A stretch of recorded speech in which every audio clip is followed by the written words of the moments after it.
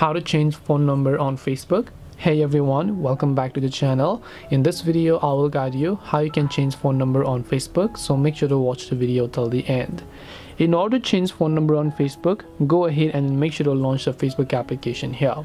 Once you launch your Facebook app, what you need to do is just make sure to basically tap the three lines option over here, then tap the gear icon from the top right.